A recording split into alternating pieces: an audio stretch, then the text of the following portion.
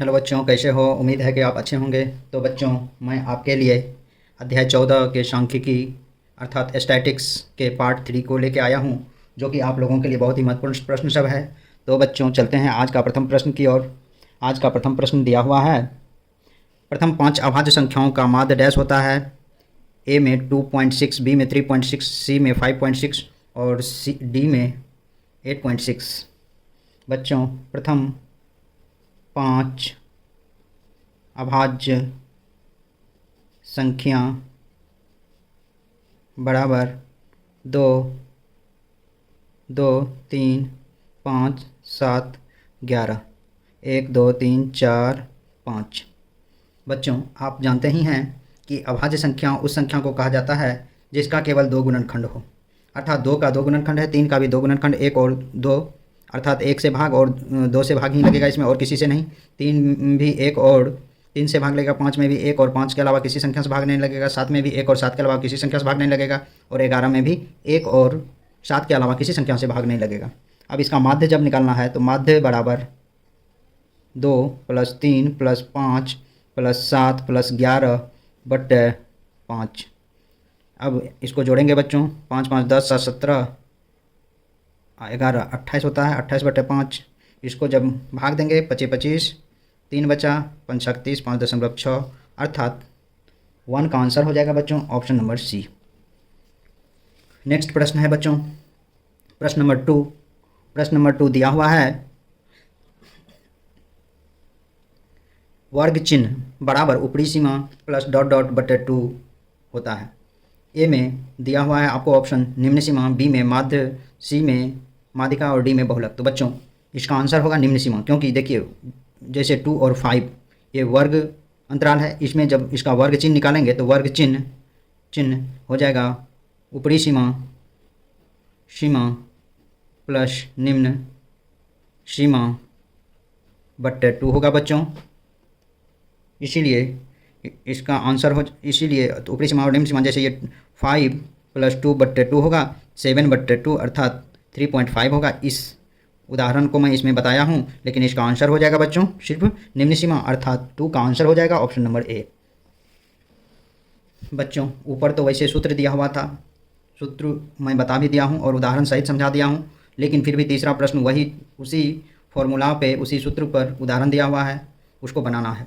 वर्ग अंतराल 5 15 का वर्ग चिन्ह क्या होगा? ए में 5, बी में 10, सी में 15, डी में 20। बच्चों, आपको मैं तुरंत बताया हूँ, वर्ग चिन्ह निकालने के लिए upper limit plus lower limit, ऊपरी सीमा प्लस निम्न सीमा बट्टे 2। तो इसमें देखिए प्रश्न आपको वर्ग अंतराल दिया हुआ है, वर्ग चिन्ह निकालना है। तो आप पहले लिख लीजिए यहाँ वर्ग अंतराल, वर्ग चिन्ह बराबर क्या, आपको वर्ग अंतराल निकालना है। वर्ग अंतराल, सॉरी बच्चों, वर्ग अंतराल आपको दिया हुआ है 5 15, आपको वर्ग चिन्ह निकालना है। तो वर्ग चिन्ह बराबर 15 + 5 बट्टे 2, क्योंकि आपको वर्ग चिन्ह बराबर ऊपर में मैं सूत्र बता दिया हूँ, ऊपरी सीमा जो निम्न सीमा बट्टे 2, 15 + 5 बट्टे 2 अर्थात 20 बट्टे 2, 2 दाहिन 20 अर्थात 10 आंसर होगा। इसीलिए 3 का आंसर हो जाएगा बच्चों ऑप्शन नंबर बी। 4 नंबर प्रश्न दिया हुआ है बच्चों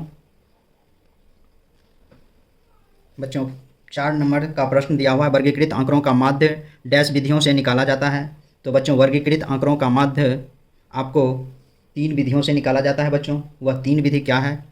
3 विधि से वर्गीकृत आंक, एक बच्चों पहले देख लीजिए, इसका ऑप्शन मैं बता रहा हूँ। एक इसमें ऑप्शन दिया है, वर्गीकृत आंकड़ों का माध्य डैश विधियों से निकाला जाता है। ए में है 1, बी में है 2, सी में 3, डी में 4। वैसे 3 विधि से निकाला जाता है, मैं बता देता हूँ 3 विधि कौन कौन है। एक होता है बच्चों प्रत्यक्ष विधि, इस तरह से इंगित करके सिग्मा fx बट्टे सिग्मा f, इस तरह से भी लिख सकते हैं, या fi और xi भी लिख सकते हैं बच्चों। दूसरा है कल्पित विधि, कल्पित माध्य विधि, इसको भी x डैश से सूचित किया जाता है। ये होता है a + fd बट्टे सिग्मा fd बट्टे सिग्मा f होता है बच्चों। और तीसरा विधि है, इसमें आपको पद विचलन विधि बराबर a + sigma fu by sigma f into ये h होता है। ये 3 विधि से आपको वर्गीकृत आंकड़ों का माध्य निकाला जा सकता है। नेक्स्ट प्रश्न है बच्चों, यह सब प्रश्न लगभग थ्योरेटिकल प्रश्न है बच्चों। अब नेक्स्ट प्रश्न है आपको, ये भी थ्योरेटिकल प्रश्न ही है बच्चों। इस प्रश्न में दिया हुआ इस प्रश्न में दिया हुआ है बच्चों, केंद्रीय प्रवृत्ति का सबसे उपयुक्त माप क्या होगा? ए में माध्य, बी में माध्यिका, सी में बहुलक, डी में कोई नहीं। वैसे बच्चों केंद्रीय प्रवृत्ति का माप तीनों विधि है, माध्य, माध्यिका, बहुलक तीनों है, लेकिन इसका आंसर हो जाएगा बच्चों सबसे उपयुक्त विधि में केंद्रीय प्रवृत्ति का सबसे उपयुक्त विधि बराबर माध्य हो जाएगा बच्चों। इसीलिए 5 का आंसर ऑप्शन नंबर ए होगा। 10 विषम संख्याओं का माध्य क्या होगा? ए में 10, बी में 20, सी में 50 और डी में 100। बच्चों 1, 3, 5, 7 ... 19 तक की जो संख्या होगा, इस संख्या में 10 विषम संख्या होगा। इसको n बराबर आप लिख सकते हैं 10। अब इसका एक फॉर्मूला याद रखिएगा बच्चों। प्रथम n विषम संख्या का योग बराबर होता है बच्चों n स्क्वायर, अर्थात 10 का स्क्वायर बराबर 100। अब प्रथम n विषम संख्या का माध्य बराबर 100/10। 10 कट गया, अर्थात 10 आंसर होगा बच्चों। इसीलिए 6 का आंसर ऑप्शन नंबर ए हो जाएगा।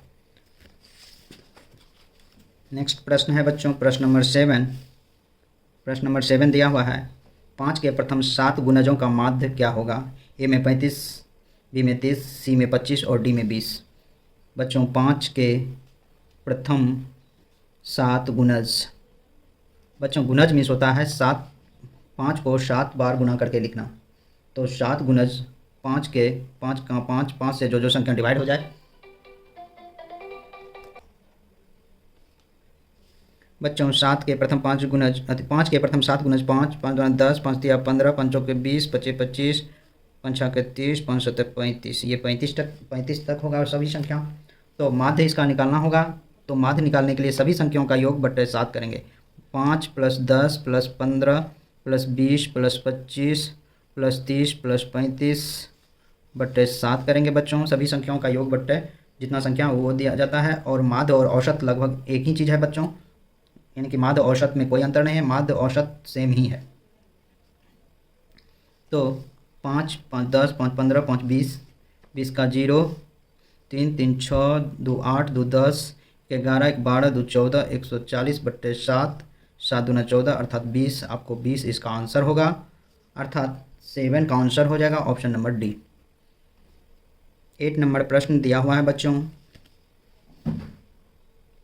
8 नंबर प्रश्न दिया हुआ है बच्चों, यदि 5 प्रेक्षणों x + 2, x + 4, x + 6 तथा x + 8 का माध्य 11 हो तो x का मान क्या होगा? ए में 5, बी में 6, सी में 7, डी में 8।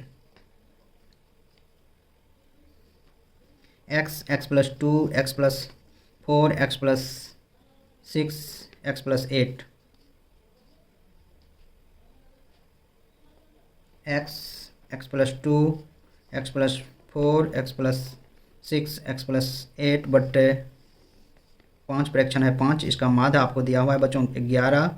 माध्य बराबर इतना होगा, माध्य 11 दिया हुआ है। सबको जोड़िए, 1 2 3 4 5 5x, 4 2 6 6 12 8 20 बटे 5 बराबर 11। 5x + 20 बराबर 11 गुना 5, 5x + 20 बराबर 55, 5x बराबर 55 - 20, 5x बराबर 35। देयरफॉर x बराबर 35/5, 5 7 35 बराबर 7। 7 आंसर हो जाएगा बच्चों। इसीलिए 8 का आंसर ऑप्शन नंबर सी होगा बच्चों। नेक्स्ट प्रश्न दिया हुआ है बच्चों, यदि 31 संख्याओं का माध्य 60 हो तथा प्रथम 16 संख्याओं का माध्य 58 है तो शेष संख्याओं का माध्य क्या होगा? बच्चों दिया हुआ है 31 संख्याओं का माध्य बराबर 60 31 संख्याओं का कुल बराबर 60 गुना 31 होता है बच्चों, अर्थात 6 छत्री 18, 1860 होगा। 16 संख्याओं का माध्य बराबर 58। 16 संख्याओं का कुल हो जाएगा बच्चों 58 गुना 16 बराबर 928 होगा बच्चों। मल्टीप्लाई करेंगे तो 928 आएगा। जैसे 58 से और 16 को मल्टीप्लाई करेंगे 928 होगा। 58 गुना 16 में गुना किया हुआ था इसलिए मुझे याद रहा, मैं लिख दिया 928 होगा बच्चों। 8 4 48 के 8, 6 5 30, 4 34, 8 5 8 8 4 12, 5 3 8 928 होगा बच्चों। अब आपको क्या निकालना है? शेष संख्या। शेष संख्या अर्थात 31 माइनस 16 बराबर 1860 माइनस 928, ये हो जाएगा 15 संख्या बराबर 932। इसीलिए 15 संख्या का माध्य बराबर 932 बट्टे 15। 932 में 15 से भाग दीजिए बच्चों। 15 का 15, 15 छक्के 90, 3 2 15 दूना 30, 2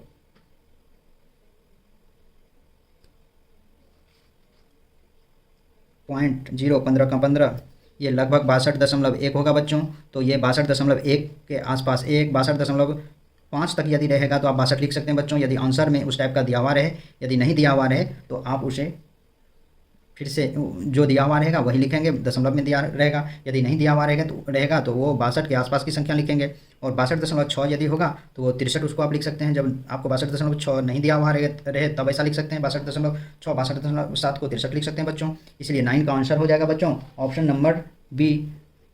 9 का आंसर हो जाएगा बच्चों ऑप्शन नंबर बी।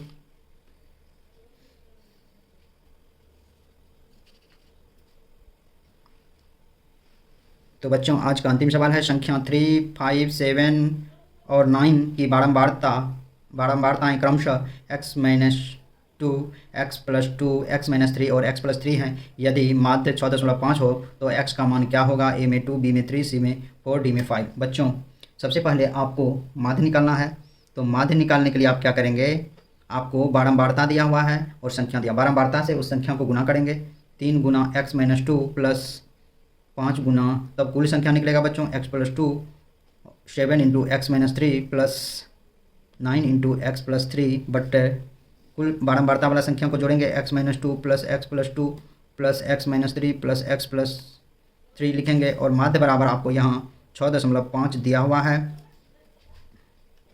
तो बराबर आप लिख सकते हैं यहाँ 3x minus 6 plus 5x plus 10 plus 7x minus 21 plus 9x plus 27 बट्टे x minus 2 plus x plus 2 plus x minus 3 plus x plus 3 plus 3 minus 3 cut गया, प्लस 2 माइनस 2 कट गया। 6.5 इक्वल टू 5 3 8 7 15 9 24 अर्थात 24x 27 10 37 माइनस 6, ये आपको 27 हो जाएगा बट्टे 1 2 3 4x होगा। 4x सॉरी बच्चों 6.5 इक्वल टू 24x प्लस 10 बट्टे 4x, 6.5 गुना 4x बराबर 24x प्लस 10।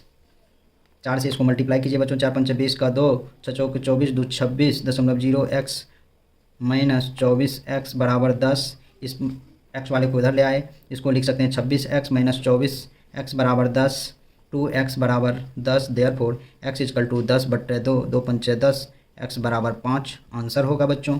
इसीलिए 10 का आंसर हो जाएगा बच्चों ऑप्शन नंबर डी।